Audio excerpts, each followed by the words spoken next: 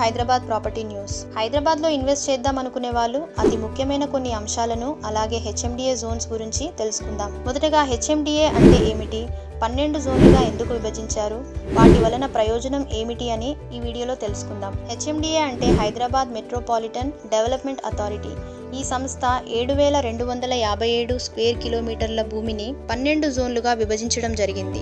ఈ 12 జోన్లను గురించి తెలుసుకోవడం వలన మనకు భూమి ఎక్కడ కొనాలి, ఎక్కడ కొనకూడదు అనే అవగాహన వస్తుంది. 2013లో జీవో 33 ప్రకారం మాస్టర్ ప్లాన్ 2031 తయారు చేయడం జరిగింది. ఈ మాస్టర్ ప్లాన్లోని భాగంగా ఇచ్చిన 12 జోన్లలో మొదటి zone residential zone.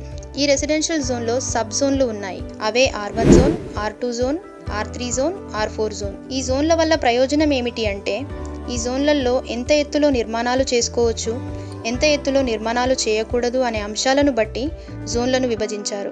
R1 జోన్ని growth corridor zone అని కూడా అంటారు. గ్రోత్ కారిడార్ జోన్ అంటే ఔటర్ రింగ్ రోడ్ రెండు వైపుల దూరంలో వచ్చే జోన్ని గ్రోత్ కారిడార్ జోన్ అని అంటారు. ఈ జోన్లో హై రేంజ్ బిల్డింగ్స్ కట్టుకోవడానికి పర్మిషన్స్ ఇవ్వబడ్డాయి. హై రేంజ్ బిల్డింగ్స్ అంటే 15 అంతస్తులు, 16 లేదా 20, 25 అంతస్తుల బిల్డింగ్స్ నిర్మాణాలు చేసుకోవచ్చు.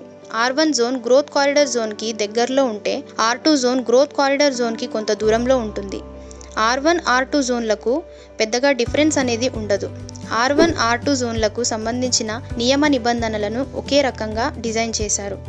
R1, R2 జోన్లో హైట్ రిస్ట్రిక్షన్కి సంబంధించి గ్రోత్ కారిడార్కి దగ్గరగా ఉంటే కన్స్ట్రక్షన్ లిమిట్ 50 మీటర్ల వరకు పర్మిషన్ ఇవ్వబడుతుంది. గ్రోత్ కారిడార్లకు 1 లేదా 2 కిలోమీటర్ల దూరంలో ఉంటే కన్స్ట్రక్షన్ లిమిట్ 15 లేదా 18 మీటర్ల వరకు పర్మిషన్ దొరుకుతుంది. R1, R2లకు సంబంధించిన స్థలాల్లో అనుమతించిన నిర్మాణాలను తెలుసుకుందాం.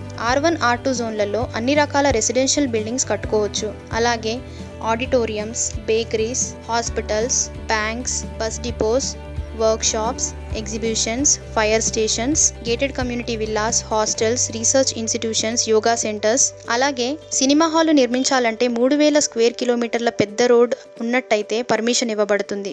ఇక ఈ జోన్లలో అనుమతించని నిర్మాణాల గురించి తెలుసుకుందాం. బొటానికల్ గార్డెన్స్ కానీ, courts, large industries, medical waste, hospitals నుంచి వచ్చే మెడికల్ వేస్ట్ కానీ, indoor and outdoor game stadiums, chemical industries, gun shootings, gas and crackers godowns, warehouses, water treatment plants ఇలాంటి నిర్మాణాలను R1, R2 జోన్లలో అనుమతించరు. R3 zone. ఈ జోన్లో రెసిడెన్షియల్ పర్పస్ అయితే 15 మీటర్లు, కమర్షియల్ పర్పస్ అయితే 18 మీటర్లకు మించి నిర్మాణాలు చేయకూడదు. అంటే R1, R2లో నిర్మించే హై రేంజ్ బిల్డింగ్స్, కమర్షియల్ కాంప్లెక్స్లకు ఇక్కడ అవకాశం ఉండదు.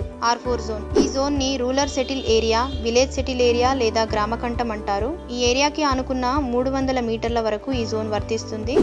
ఇక్కడ 10 మీటర్లకు మించి ఎలాంటి నిర్మాణాలకు అనుమతి ఉండదు. మిగిలిన జోన్ల గురించి రానున్న వీడియోస్లో తెలుసుకుందాం. ఇలాంటి మరిన్ని వీడియోస్ కోసం please share, like and subscribe. Thank you.